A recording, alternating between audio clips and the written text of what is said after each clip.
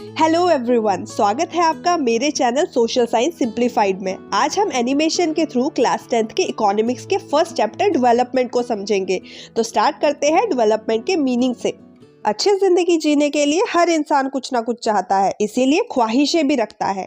जब यही ख्वाहिशें मतलब एस्पिरेशंस पूरी होने लगे तो इंसान की पॉजिटिव ग्रोथ शुरू हो जाती है और इसी पॉजिटिव ग्रोथ को कहा जाता है डेवलपमेंट। फॉर एग्जाम्पल, आयुष नाम का लड़का चाहता था कि उसका एडमिशन किसी अच्छे से और बड़े से कॉलेज में हो जहाँ स्टूडेंट्स को फाइनल ईयर में हाई पैकेजेस का ऑफर आता है। तो बहुत मेहनत करने के बाद जब आयुष की ये एस्पिरेशन पूरी हो गई तो उसके लिए ये एक अच्छी ग्रोथ थी। तो यहाँ समझ आता है कि किसी की ग्रोथ पॉजिटिव हो तो उसे डेवलपमेंट कहेंगे, पर अगर ग्रोथ नेगेटिव हो तो उसे क्या कहेंगे? आप कमेंट करके बताना। What development promises different people different goals. हर एक व्यक्ति अपनी लाइफ में प्रोग्रेस चाहता है, पर प्रोग्रेस या डेवलपमेंट कैसे होगी इस पर हर व्यक्ति की सोच एक दूसरे से अलग हो सकती है। जैसे एक गांव में मोहन और सोहम नाम के दो किसान रहते थे। मोहन बड़ी सी जमीन का मालिक था और सोहम लैंडलेस किसान था जो मोहन के खेतों में काम करता था। मोहन का डेवलपमेंटल गोल और एस्पिरेशन था जमीन से ज्यादा प्रॉफिट कमाना, जबकि सोहम चाहता था कि उसके वेजेस थोड़े से बढ़ा दिए जाए या फिर वो इतनी कमाई तो एटलीस्ट कर सके जिससे उसके परिवार की बेसिक नीड्स पूरी हो पाए।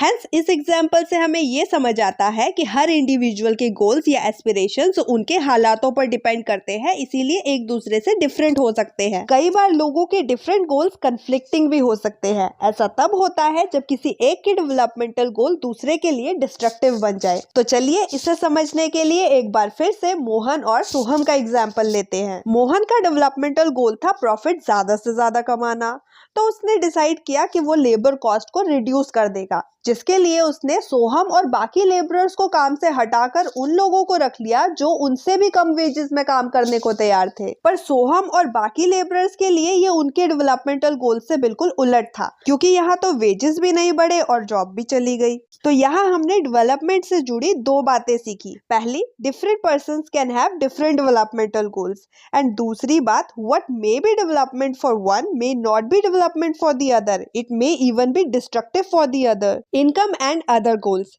क्या आपने एक बात नोटिस की कि एस्पिरेशंस अलग होने पर भी एक चीज मोहन और सोहम दोनों में कॉमन थी, ज्यादा इनकम अर्न करना। तो क्या हम मान लें कि सिर्फ मटेरियलिस्टिक नीड्स पूरी करना ही इंडिविजुअल का गोल होता है? ऑफ कोर्स नॉट, क्योंकि नॉन मटेरियलिस्टिक नीड्स जैसे equal treatment, freedom, security and दूसरों की रिस्पेक्ट करना भी लोगों के लिए जरूरी है। आप सोच कर देखो, क्या आप ऐसी अपॉर्चुनिटी को एक्सेप्ट करोगे जहां आपको सैलरी तो बहुत अच्छी मिल रही है पर फ्रीडम और सिक्योरिटी बिल्कुल भी नहीं है? ऑब्वियसली आप डिनाई करोगे, क्योंकि मनी के अलावा भी बाकी चीजें मैटर करती हैं। तो यहाँ हमें तीसरी बात याद रखनी होगी। For development people look at a mix of goals. National development, जैसे इंडिविजुअल लेवल पर सभी के गोल्स डिफरेंट होते हैं, वैसे ही नेशनल लेवल पर नेशन की डेवलपमेंट कैसे होगी इसके रिगार्डिंग भी लोगों के आइडियाज डिफरेंट हो सकते हैं। हेंस कंट्री की डेवलपमेंट को लेकर भी लोगों की सोच डिफरेंट और कई बार कंफ्लिक्टिंग भी हो सकती है। How to compare different countries और स्टेट्स। अगर आपको जानना हो कि वर्ल्ड में सबसे बेहतर नेशन कौन सा है, या फिर आपको कंपैरिजन करना हो अपने नेशन का किसी और के नेशन से, ये जानने के लिए कि आपकी कंट्री की डेवलपमेंट कितनी हुई है, या ये जानना हो कि कंट्री के अंदर कौन से स्टेट्स ज़्यादा अच्छे से ग्रो कर रहे हैं, तो कैसे जानेंगे? कौन सा इंडिकेटर यूज करेंगे? तो चलिए आपके लिए एक रिलेटेबल एग्जांपल लेते हैं। आपकी क्लास में बहुत सारे स्टूडेंट्स होंगे, जिनमें से कुछ की हाइट अच्छी होगी, कुछ पढ़ने में स्मार्ट होंगे तो कुछ दिखने में, और कुछ स्टूडेंट्स स्पोर्ट्स या फाइन आर्ट्स में अच्छे होंगे। क्योंकि स्टूडेंट्स के टैलेंट्स और स्किल्स अलग अलग फील्ड में है, तो टीचर्स को कंपैरिजन का पर्पस क्या है ये देखकर क्राइटेरिया सेट करना पड़ेगा। लेट्स सपोज क्लास का मैथ्स टॉपर स्पोर्ट्स में बिल्कुल अच्छा नहीं है, तो उसे किसी पर्टिकुलर सब्जेक्ट में औरों से बेहतर होने की वजह से तो स्पोर्ट्स टीम में सिलेक्ट नहीं किया जा सकता। इसीलिए स्पोर्ट्स टीम के लिए एक अच्छे स्पोर्ट पर्सन की क्वालिटीज जिसमें होंगी वही सिलेक्शन डिजर्व करेगा। इसी तरह से डिफरेंट कंट्रीज या स्टेट्स को कंपेयर किया जाता है अलग अलग इंडिकेटर्स का यूज करके, और पता लगाया जाता है कि किसी नेशन या रीजन की डेवलपमेंट कितनी हुई है। सबसे पहला इंडिकेटर है इनकम। कंट्रीज इनकम के बेसिस में ही डेवलप्ड या डेवलपिंग कही जाती है। अब यहाँ एक बात नोट करना जरूरी है कि कंपैरिजन टोटल इनकम का नहीं बल्कि एवरेज इनकम से होता है, क्योंकि टोटल इनकम तो कंट्री के बड़े साइज और पॉपुलेशन के हिसाब से ज़्यादा भी दिख सकती है, पर ऐसा ज़रूरी तो नहीं कि देश के हर नागरिक को ही अच्छी इनकम मिल रही हो। इसीलिए एवरेज इनकम यानी पर पर्सन की इनकम कितनी है, इससे कंट्रीज को कंपेयर किया जाता है। अगर एक कंट्री की annual average income minimum criteria से नीचे है तो उसको लो इनकम कंट्री कहा जाएगा, और अगर मैक्सिमम क्राइटेरिया के बराबर या उससे ऊपर है तो उस कंट्री को हाई इनकम कंट्री या रिच कंट्री कहा जाएगा। इस हिसाब से हमारा India low middle income countries की कैटेगरी में आता है।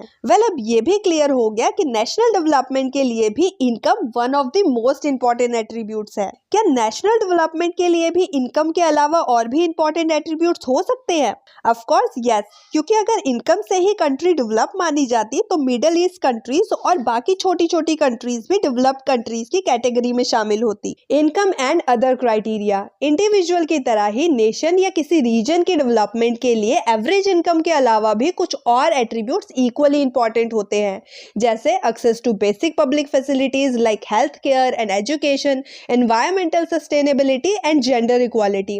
लेवल ऑफ डेवलपमेंट मेजर करने के लिए बहुत सारे क्राइटेरियाज हैं, पर इनमें से most useful criteria educational level, health status and standard of living है। इन तीनों इंडिकेटर्स को कंबाइन किया जाता है ह्यूमन डेवलपमेंट इंडेक्स में, जिससे मेजर किया जा सके कि वर्ल्ड की 193 मेंबर कंट्रीज HDI में कहाँ रैंक करती हैं। हर साल UNDP यानी United Nation Development Programme human development report publish करता है ताकि ह्यूमन लाइव्स को सोशली एंड इकोनॉमिकली इंप्रूव किया जा सके। 2024 में स्विट्जरलैंड का HDI में फर्स्ट रैंक था एंड हमारी इंडिया 134th रैंक में थी आउट ऑफ 193 मेंबर कंट्रीज। अब हम कंट्री की डेवलपमेंट को डिटरमाइन करने वाले तीनों की इंडिकेटर्स को अच्छे से समझते हैं।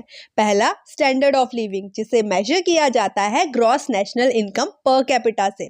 ग्रॉस नेशनल इनकम का मतलब है देश के लोगों की टोटल कमाई जो वो एक साल में करते हैं। इसमें दो चीजें शामिल होती हैं, एक देश के अंदर का प्रोडक्शन और दूसरा बाहर से आया पैसा। और पर कैपिटा इनकम का मतलब है एक पर्सन की एवरेज इनकम, जिसे निकालने के लिए टोटल नेशनल इनकम को डिवाइड किया जाता है टोटल पॉपुलेशन से। दूसरा इंडिकेटर है हेल्थ, इसे मेजर किया जाता है लाइफ एक्सपेक्टेंसी एट बर्थ से। इसके अलावा इन्फेंट मोर्टेलिटी रेट भी हेल्थ इंडिकेटर का एक इम्पॉर्टेंट पार्ट है। IMR यानी इन्फेंट मोर्टेलिटी रेट में इन्फेंट का मतलब होता है बच्चा और मोर्टेलिटी रेट का मतलब है डेथ रेट। इसका मतलब है कि 1000 पैदा होने वाले बच्चों में से एक साल या उससे छोटी उम्र के बच्चों का डेथ रेट कितना है। फर्दरमोर न्यूट्रिशनल लेवल को चेक करने के लिए बॉडी मास इंडेक्स यानी BMI मेथड यूज किया जाता है, जिसे कैलकुलेट करने का फॉर्मूला है BMI is equal to weight in kg divided by height in metre squares. BMI measurement से पता लगता है कि कोई इंसान अंडरवेट है, हेल्दी है या फिर ओवरवेट है। एडिशनली इंडिया में लोगों की हेल्थ एंड न्यूट्रिशनल स्टेटस को इंप्रूव करने के लिए पब्लिक डिस्ट्रीब्यूशन सिस्टम को भी चलाया गया। थर्ड इंडिकेटर है एजुकेशन, जिसे मेजर करने के लिए कॉमनली लिटरेसी रेट और नेट अटेंडेंस रेशियो का यूज किया जाता है।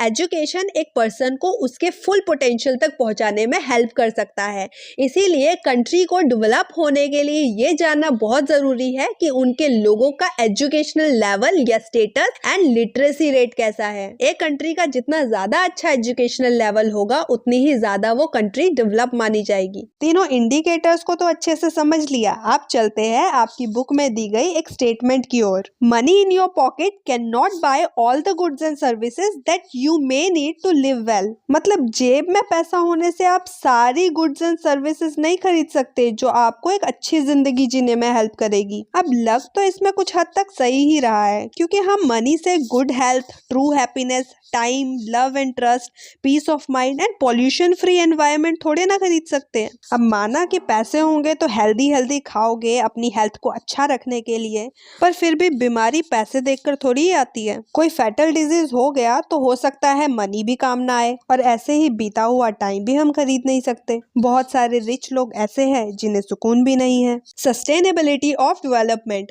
डेवलप होना जरूरी है पर सस्टेनेबिलिटी का ध्यान रखते हुए, मतलब प्रेजेंट जनरेशन को रिसोर्सेज का यूज अपनी डेवलपमेंट के लिए ये ध्यान में रखकर करना चाहिए कि फ्यूचर जनरेशन के लिए भी उनकी डेवलपमेंट के लिए रिसोर्सेज अवेलेबल हो। आपकी बुक में एक और स्टेटमेंट दी गई है, चलो उसे समझते हैं। We haven't inherited the world from our forefathers, we have borrowed it from our children. ये लाइन्स हमें बताती हैं कि हमारे फोरफादर्स ने तो अपनी नीड के अकॉर्डिंग रिसोर्सेज का यूज किया और बाकी रिसोर्सेज जो हमारे थे वो हमारे लिए छोड़ दिए, पर हमने रिसोर्सेज का over use and over exploitation करके अपनी आने वाली जनरेशंस के रिसोर्सेज भी खुद ही यूज कर लिए और उनके लिए रिसोर्स स्कैर्सिटी की प्रॉब्लम खड़ी कर दी। फाइनली हमने अपना चैप्टर कंप्लीट कर लिया है। तो अगर आपको सब कुछ अच्छे से समझ आया हो तो लाइक एंड शेयर जरूर कीजिएगा, और अगर आप मेरे चैनल में वीडियो पहली बार देख रहे हैं तो सब्सक्राइब भी जरूर करना।